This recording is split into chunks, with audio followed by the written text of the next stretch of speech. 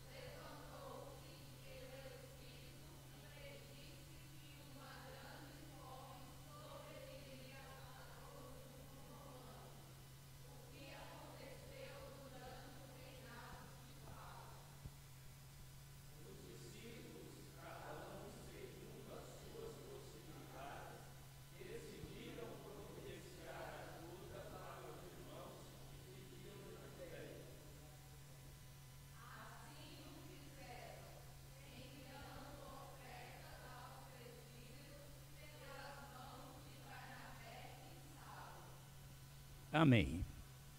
Meus irmãos, é um texto extraordinário. Nós poderíamos aí pegar vários temas. Eu preferi ficar com esse tema. Minha identidade é ser cristão. Minha identidade é ser cristão. Eu, quando pensava nesse tema, eu até separei aqui a minha identidade. E aqui, na minha identidade, assim como na sua identidade, eu vejo aqui, eu me chamo Armando Pereira França, tem aqui o registro do meu CPF, nascido em 20/9/1000 e alguma coisa, natural de Araguari, nacionalidade brasileiro, filho de Ismaura Maria França e Antônio Pereira França, emitido na data tal, bonito. Irmãos, identidade é aquilo que procura nos mostrar, que nos identifica, que fala quem somos nós. E esse texto ele é rico porque ele aborda isso. Nós temos nessa parte do relato da igreja de Antioquia e atividade de Barnabé muitas lições. Ao pensarmos da identidade, nós possamos vê-la do ponto de vista psicológico, que é aquele momento quando eu me vejo. E às vezes eu olho para o espelho e começo a me qualificar, a me ver, a falar de mim mesmo. Mas na identidade também nós temos a parte subjetiva, que é essa, que é os sentimentos, são as crenças, são os valores, e tem a identidade objetiva, que é aquela identidade que de fato me apresenta e mostra quem de fato eu sou. É interessante que no versículo 26, amados, nós temos aí a primeira vez os discípulos sendo chamados de cristãos, pela primeira vez chamados de cristãos. E quem eram os cristãos naquela época? São aqueles que seguiam a Jesus. São aqueles que eram chamados antes de serem identificados como cristãos. A palavra de Deus, livro de Atos mesmo, em alguns textos, eles eram conhecidos e chamados de discípulos, santos, crentes, testemunhas, seguidores do caminho, nazarenos. E aqui agora nós vemos esta identificação. Eles passaram a serem chamados de cristãos. Começaram agora a ser identificados como cristãos. Quando ali, por aquele povo, eles foram identificados como cristãos, eles assim eram chamados mais no sentido de zombaria. Mas muito cedo, os cristãos sentiram-se, e ainda hoje, muito orgulho de serem chamados de cristãos, porque estes identificam-se com Jesus Cristo. Quando eu pensava nesse tema, eu li uma pequena história que mostra um personagem, uma história escrita por Eusébio, um historiador. Ele descreve então o crente chamado Sanctus, Sanctus da França. Na época da grande perseguição, Sanctus foi preso, e aquele homem foi torturado por servir a Jesus. Torturado por servir a Jesus. E de forma cruel, eles o torturavam querendo que ele pudesse dizer uma blasfêmia. Que ele pudesse dizer alguma coisa negando a sua fé em Jesus Cristo. E aqueles homens que o prenderam começaram a lhe fazer algumas perguntas. Qual é o seu nome? E Sanctus respondeu: eu sou cristão. Que nação você pertence? Eu sou cristão. Em que cidade vive? eu sou cristão. E mais ainda, nervosos, questionaram: você é um homem livre ou você é um escravo? E ele respondia: eu sou cristão. Não importavam as perguntas, ele só respondia: sou cristão. E ao ser torturado enquanto morria, ele expressava: eu sou um cristão. Irmãos, a nossa identidade é ser cristão. Nós já temos ouvido sobre isso. O pedreiro, ele não é pedreiro, ele está pedreiro, mas ele é cristão, o crente. O Maicon está mecânico, o Martinho mecânico, mas são cristãos. Elzia é professora, está professora, mas é cristã. O médico, o advogado, qualquer um que for, ele está dentro da sua profissão, mas sendo um cristão, ele é, de fato, um cristão. Veja bem, meus irmãos, sou um cristão para anunciar o Evangelho. Porque às vezes vem a pergunta: por que é que eu sou um cristão? Por que que alguém se torna um cristão? Irmãos, a palavra de Deus tem nos mostrado que nós somos cristãos para anunciar o Evangelho. Final de Marcos, Jesus instrui, Jesus orienta, dizendo aos discípulos, orientando e dizendo a eles: ide por todo mundo e pregar o Evangelho a toda criatura. Em Mateus capítulo 5, nós temos ali Jesus dizendo: vós sois o sal da terra, vós sois a luz do mundo. Assim brilhe a vossa luz diante dos homens, para que vejam as vossas boas obras e glorifiquem o vosso Pai que está nos céus. Nós vamos, meus irmãos, lá para 1 Pedro 2,9. Ali nós temos a palavra de Deus dizendo que nós somos geração eleita, sacerdócio real, nação santa, povo adquirido para anunciar as virtudes daquele que vos chamou. Ao abrirmos o Evangelho de João, naquela bela palavra sobre a figueira, ali Jesus diz assim: não me escolhestes vós a mim, mas eu os escolhi, e vos nomeei, para que vades e deis frutos. Meus irmãos, nós temos aqui então identificado como cristãos, e sendo cristãos, nós o somos para alguma coisa, e esta coisa em Mateus diz que é brilhar, e é bem enfático lá que diz assim: brilhem a vossa luz diante dos homens, para que vejam as vossas boas obras e glorifiquem ao vosso Pai que está nos céus. Então nós somos cristãos não para cruzar os braços. E o texto, meus irmãos, e o personagem mais exatamente, Barnabé, daqui a pouco nós focamos exatamente nele. Mas essa história que nós acabamos de ler, ela é rica. Eu falei que há muitos temas aqui maravilhosos, temas que diz respeito a nós, porque a própria Bíblia, que toda a Bíblia foi escrita para a nossa bênção, para a nossa esperança, toda ela. E amados, dentre alguns destaques, eu separei alguns destaques. O primeiro destaque nesse texto é a perseguição da igreja. Perseguição da igreja. Atos 8:1 fica bem enfático. Paulo, logo após a morte de Estevão, Paulo consentiu na morte dele, e naquele dia houve uma grande perseguição contra a igreja.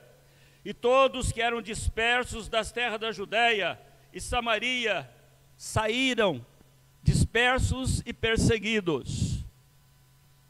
Foi esses dispersos e perseguidos que dali saíram, que chegaram a Antioquia.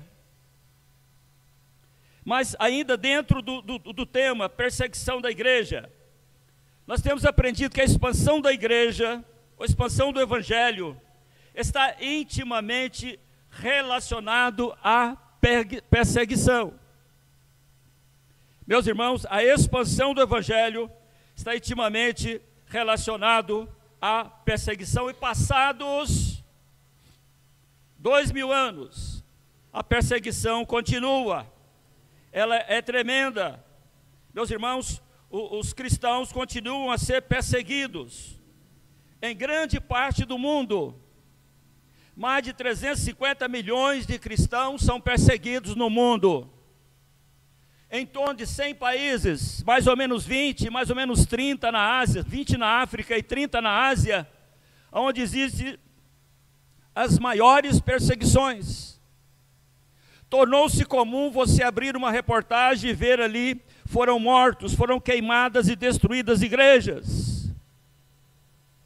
Nós tivemos a semana passada 30 pastores chineses sendo presos. É o comunismo vigente e que persegue a igreja. Nós olhamos para o Irã, meus irmãos, eu estava lendo sobre isso, e nós vivemos hoje um tempo em que a juventude,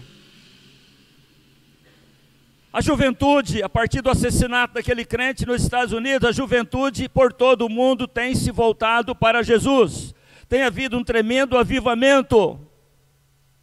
E quando se pensa no Irã, é muito difícil, de repente, o jovem que ali também está sendo, vamos dizer assim, transformado, querendo viver esse momento que mexe com todo o mundo. Ele enfrenta perseguições terríveis, ele perde os bens, ele perde o nome, ele perde a família. Ao ler um pouquinho sobre a Coreia do Norte, diz que ali famílias onde se encontra uma palavra de Deus, ali um livro que é a Bíblia Sagrada, toda a família é morta. Meus irmãos, é a perseguição que aí está, perseguição que se traduz em ameaças, agressões, prisões, expulsão e morte. Então nós vivemos esse mundo com essa perseguição que aí está. Eu não sei quantos aqui já leram a respeito da expressão DIP. DIP relacionada à perseguição da igreja. DIP diz o seguinte: domingo da igreja perseguida. O domingo da igreja perseguida. Nós estamos, até então, num país livre. Vivemos a semana, temos o nosso domingo para ir à igreja a hora que a gente quiser, chegar a hora que quer, sair a hora que quer. Temos essa liberdade. Mas existe uma igreja perseguida, que durante o domingo, meus irmãos, eles tentam se reunir às escondidas, são perseguidos. E este movimento interdenominacional de oração em favor das igrejas perseguidas, ele existe. DIP, dia, domingo da igreja perseguida. E a gente vê, amados, essa perseguição, ela tenta crescer, ela vem aumentando. O próprio Jesus chegou a confortar a igreja, chegou a confortar o crente, quando a sua palavra diz ali que todos que quiserem viver piamente, ou seja, de forma piedosa, servindo aos outros e a Cristo, padecerão perseguições. Aqueles que quiserem ser cristãos padecerão perseguições. Há alguns anos, era pastor ali em Osasco, e juntamente com a Junta de Missões Mundiais, eu e mais uns 30 pastores, programamos, a igreja nos enviou naquele projeto missionário em Cuba, que é um dos países comunistas. De vez em quando aparecem as manchetes do que é o comunismo, mostrando o que é Cuba. E ali em Cuba, o processo da Junta de Missões, você chega no local, e dali você é direcionado, não você e mais um colega pastor, mas é você e a comunidade com a qual você vai trabalhar lá. E eu fui de Havana para mais ou menos 500 quilômetros, distância da capital, para uma região mais ou menos agrícola. E ali naquele lugar, programamos o primeiro culto, tínhamos 200 pessoas, numa zona rural, local de movimento. E ali nós participamos naquela noite, eu lembro direitinho, nós tivemos ali em torno de 15 decisões aceitando Jesus naquela noite. Quem me hospedava era o pastor daquela comunidade, o pastor cubano.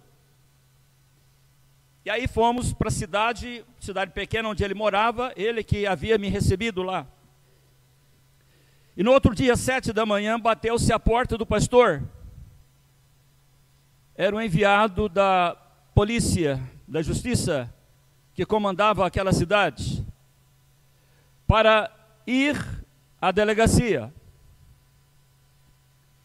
E lá foi eu, juntamente com esse pastor cubano, e nós ficamos basicamente de 12 a 14 horas detidos. Isso ocorreu com outro colega também, mais ou menos na mesma região. Estávamos em Cuba, autorizados, mas parece que cada autoridade em cada uma daquelas regiões se sentia um pequeno Fidel.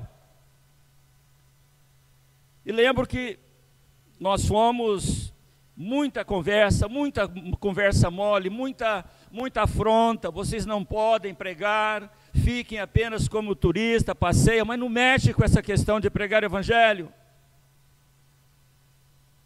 Nesta cidade ficamos umas 4 horas, daí a pouco nos colocaram em um jipe, viajamos 200 quilômetros para uma cidade maior, onde o comandante daquele lugar disse, não, eu não resolvo isso aqui não, vocês vão lá para aquela cidade maior lá, para resolver essa situação de vocês.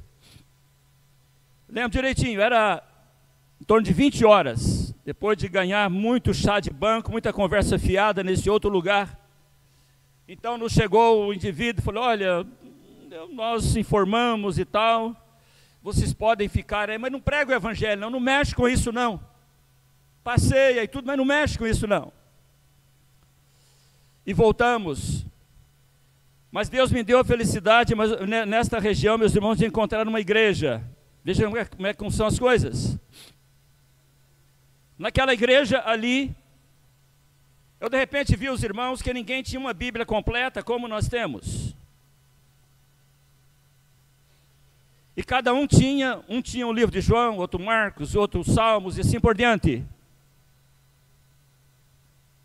Ninguém podia ter uma Bíblia, mas quando aparecia uma Bíblia, ela era dividida em livros, era distribuída entre os irmãos, e eles liam e iam trocando aqueles livros com outros irmãos. Todas as vezes que eu abordo a importância que nós precisamos dar à leitura da Bíblia, e às vezes não estamos dando, eu penso sempre neste fato. Mas Deus, meus irmãos, tem abençoado esta igreja perseguida, e esta igreja perseguida desde o Pentecostes.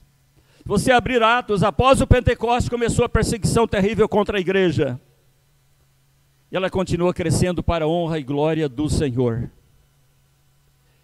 Meus irmãos, a perseguição ela existe, mas vamos sair daqui com isto em mente, domingo da igreja perseguida, e vamos estar lembrando, Senhor, tenha misericórdia dos nossos irmãos perseguidos, espalhados pelo mundo.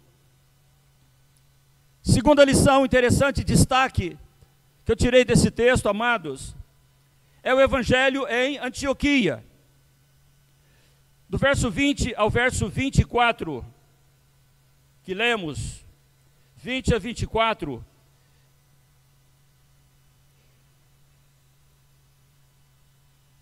fica bem claro esse texto, né?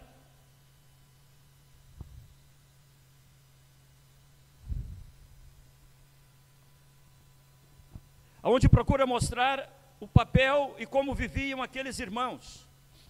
E aqui mostra então Antioquia. Nós já vimos a história, alguns irmãos perseguidos chegaram a Antioquia. Onde estava Antioquia? O que era Antioquia? Era na ocasião uma das terceiras cidades maior do Império Romano. E aquela cidade estava a mais ou menos 500 quilômetros de Jerusalém. Então nota aqui os irmãos, quando a perseguição ocorreu em Jerusalém, então a perseguição, a fuga foi grande, chegaram a distanciar-se de Jerusalém 500 quilômetros até a Antioquia. E ali nós vemos, meus irmãos, um grande desenvolvimento, principalmente quando chegou Barnabé e Paulo. Aquela igreja foi a primeira igreja, meus irmãos, a se preocupar com as chamadas missões transculturais, ou seja, a primeira igreja a ter a visão missionária, de que deveria enviar alguém para outros povos. E nós vemos em capítulo 13, verso 1 a 3, essa verdade, quando ali mostra que a igreja que estava em Antioquia, havia muitos profetas e doutores, e enumera vários personagens, eles servindo ao Senhor e jejuando, disse o Espírito: apartai-me a Barnabé e Saulo para a obra que os tenho chamado, ou seja, para a obra missionária. Então, jejuando e orando e pondo sobre ele as mãos, os despediram. Então, esta igreja tem esse destaque, foi a primeira igreja a ter essa preocupação com a evangelização do mundo. Nós temos um destaque interessante nesse texto, quando fala de um personagem chamado Manaém, que fora criado com Herodes. Eu achei interessante, eu estava preparando este sermão, e me chegou uma mensagem, sempre me chega essa mensagem desse grupo, e essa mensagem dizia o seguinte, tratando da graça. Eu achei interessante porque foi um texto que realmente mexeu e procurou falar da nossa mensagem. Veja aqui, meus irmãos, a beleza desse texto, o poder da graça. Atos 13:1 afirma: havia na igreja de Antioquia profetas e mestres, Barnabé, Simeão, chamado Níger, Lúcio de Cirene, Manaém, que tinha sido criado com Herodes, o tetrarca, e Saulo. Vou repetir, e Manaém, criado com Herodes, o tetrarca. Veja bem, poucos versículos revelam um contraste tão marcante quanto a este. Manaém e Herodes Agripas. Veja bem, amados, Antipas, aliás, este Herodes é aquele que mandou degolar a João Batista. Manaém fora criado junto, era mais ou menos um meio-irmão, criado debaixo de toda a pompa, toda a riqueza. Mas, meus irmãos, a graça de Deus se manifestou de tal forma que Herodes tomou uma outra direção, e Manaém trilhou um outro caminho, caminhos totalmente diferentes.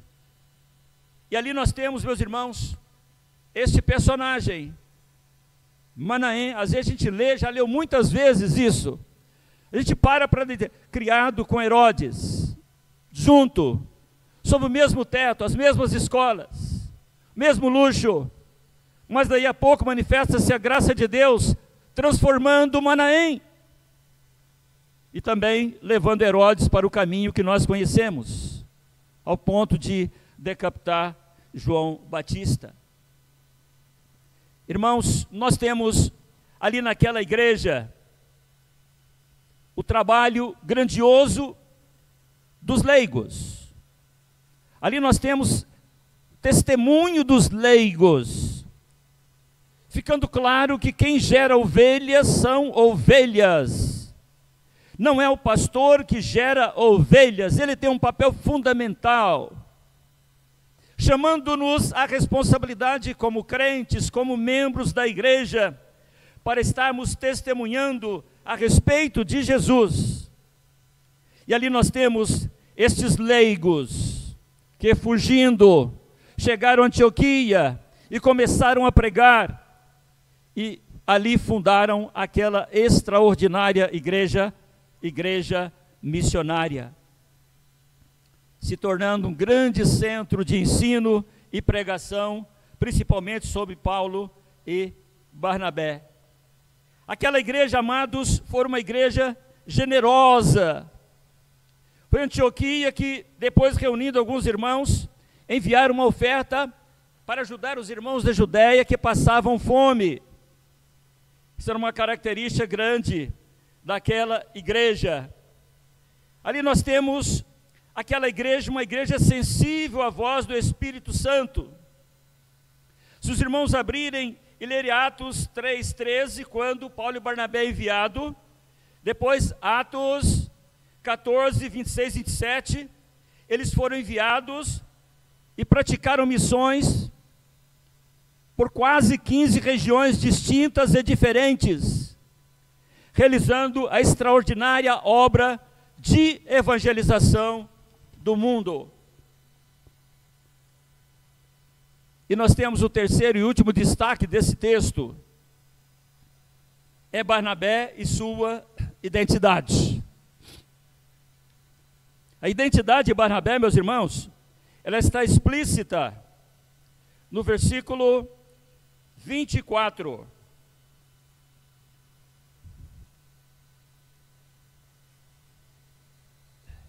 Explícita no versículo 24.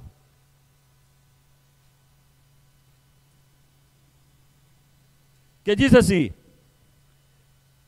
Barnabé, ao chegar, o verso 24 diz que ele era homem bom, de bem, cheio do Espírito Santo e de fé. E muita gente se uniu ao Senhor. Identidade de Barnabé: homem bom, cheio do Espírito Santo e cheio de fé. Homem bom, cheio do Espírito Santo e de fé. Nós podemos ser bons? Sim. Podemos ser cheios do Espírito Santo? Sim. Podemos ser cheios de fé? Sim. Eu não tenho que, de repente, ter inveja de Barnabé por ele ter essa identidade. Eu também posso ter essa identidade. E fica bem claro, meus irmãos, nós cantamos aqui, onde fez referência aos 3 momentos quando Barnabé aparece na Bíblia. Primeiro momento que Barnabé aparece, nós temos isso bastante claro, ali em Atos 11, 36 e 37. A igreja vivia aquele momento quando os irmãos entregavam suas ofertas. Havia necessidade, havia fome, havia muita gente que precisava de recursos. E muita gente estava ofertando, estava entregando suas ofertas. E a primeira vez que mostra a Barnabé, diz que ele, tendo uma herdade, ele vendeu esta sua herdade, esta sua fazenda, e entregou aquela oferta à igreja, para poder abençoar outras pessoas.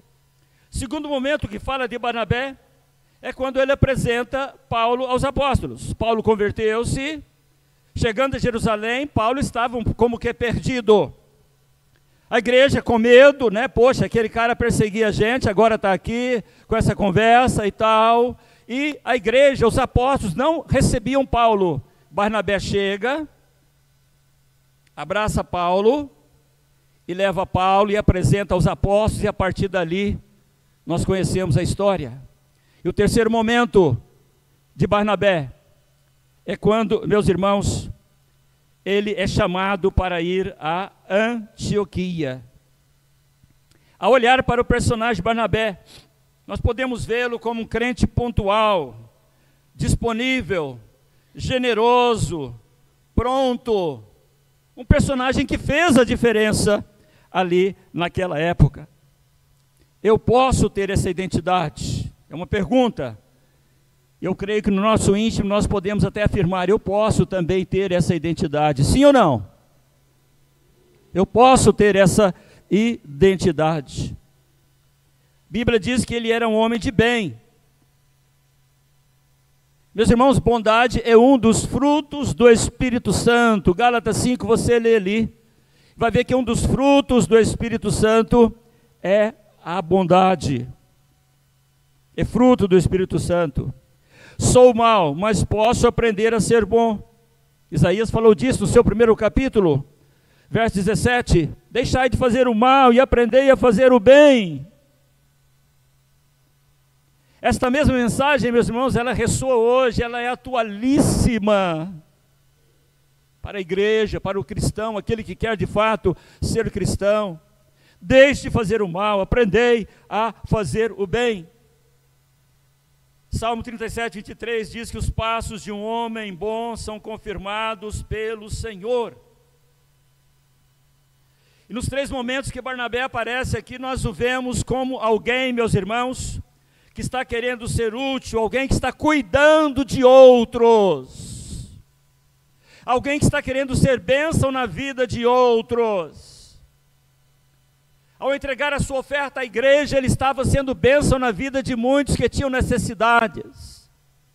Ao acompanhar Paulo e apresentar aos apóstolos, ele estava sendo bênção na vida de Paulo.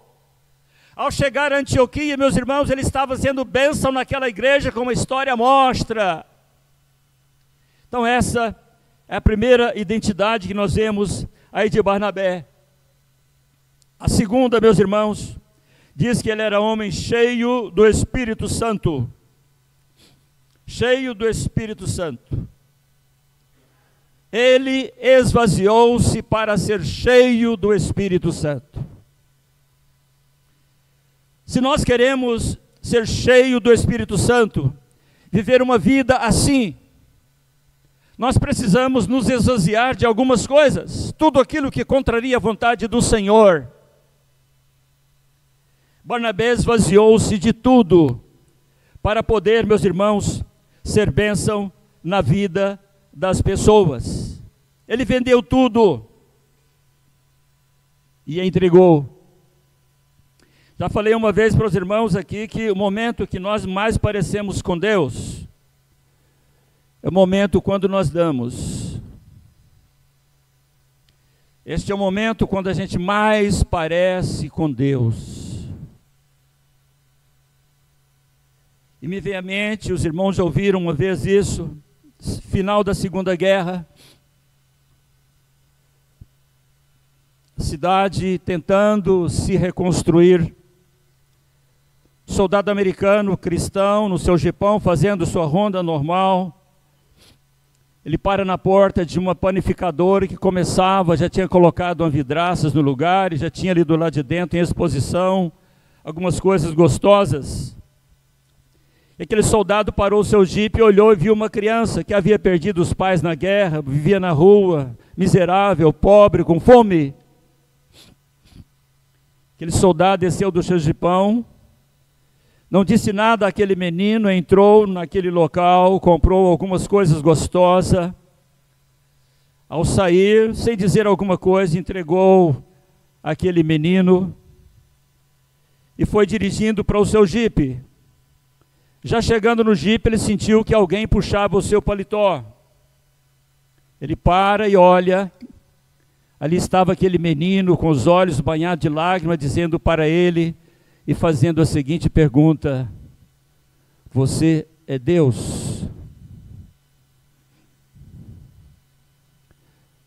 Momento quando nós mais parecemos com Deus é quando nos esvaziamos. Este é o momento que nós mais parecemos com o Senhor. Há muita coisa na nossa vida que estão transbordando, mas precisam serem julgadas fora. Tem que haver o esvaziamento para que o Espírito Santo possa nos encher. E aí sermos como um pequeno Cristo, parecidos com Deus, sermos de fato cristãos. Cheio do Espírito Santo. É um tema que nós sempre discutimos e abordamos. É a ordem do Senhor: enchei-vos do Espírito Santo. É através do esvaziamento que nós somos cheios do Espírito Santo. Já estou terminando.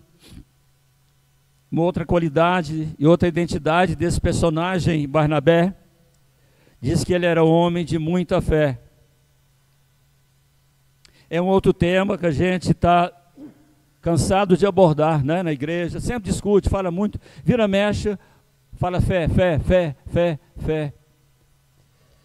E diz ali que ele era um homem de muita fé. Homem de muita fé.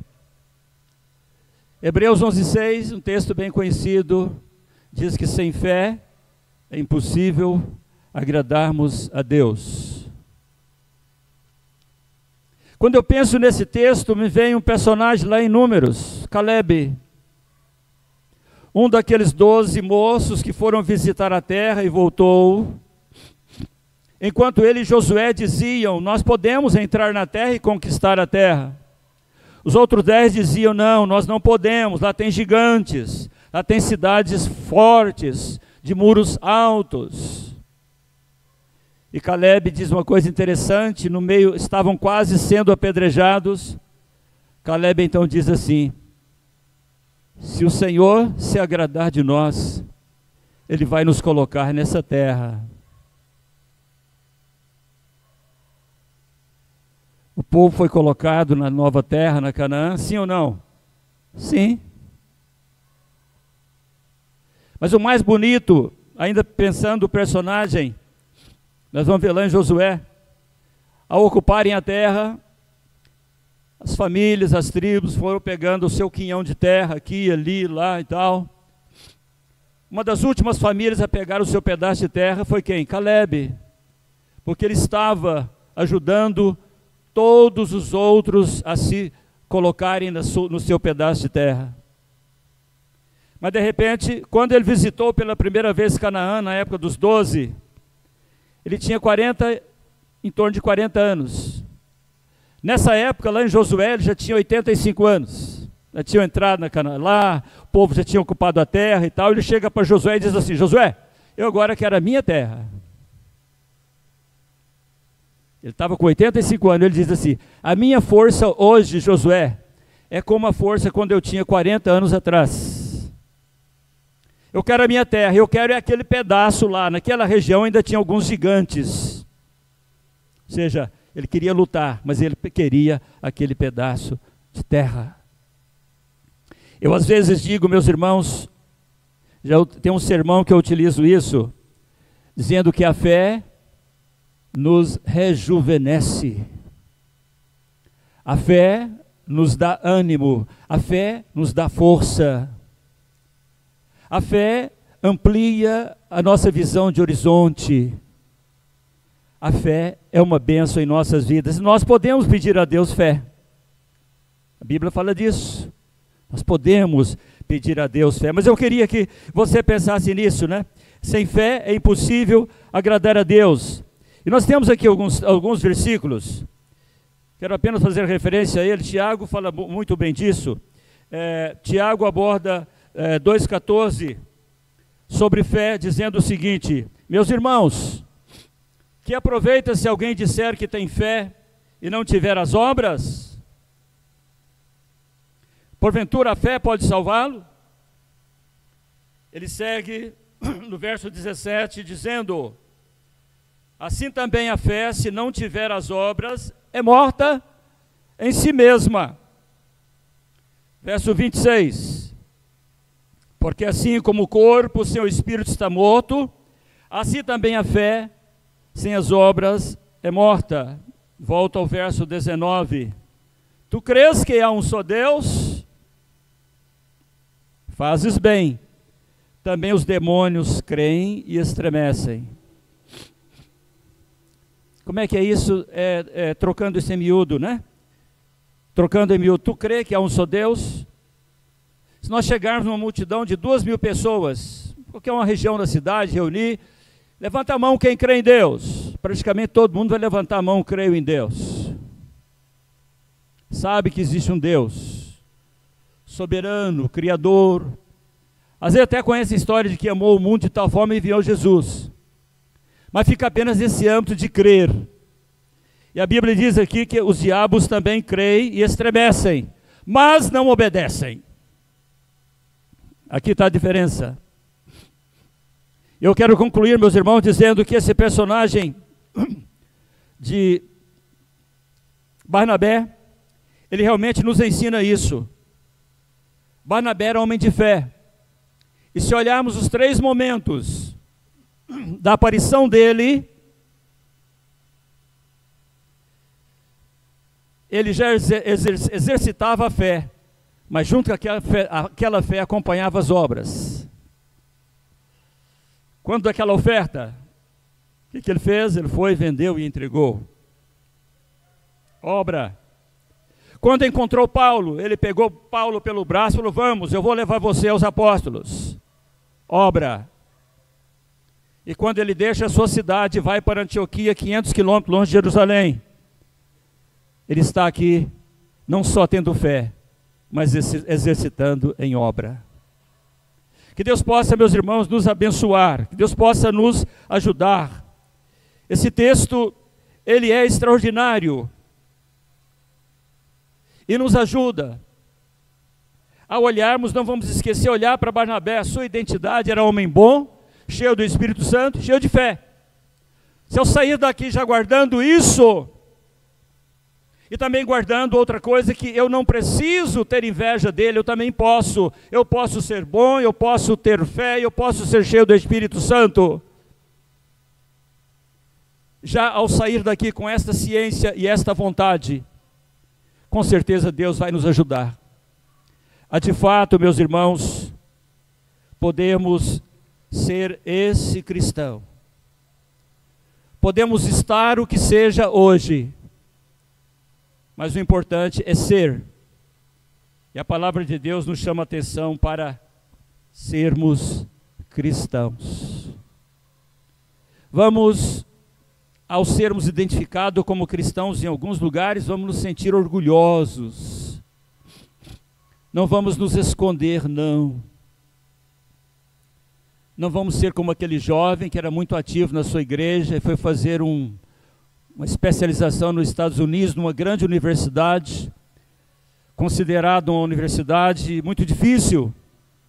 E a igreja ficou orando, por quase um ano a igreja orava por aquele moço. Quando aquele moço terminou o seu curso e voltou, a igreja reunida com ele no domingo de manhã, a mesa redonda, quiseram agora saber como é que aquele jovem se portou lá naquela universidade tão complicada e difícil. Ele simplesmente disse: não, olha, eu não tive nenhum problema lá, porque eu passei lá quase 10 meses, e eles não souberam que eu sou um cristão. Como às vezes, meus irmãos, a nossa vida no dia a dia parece com isso.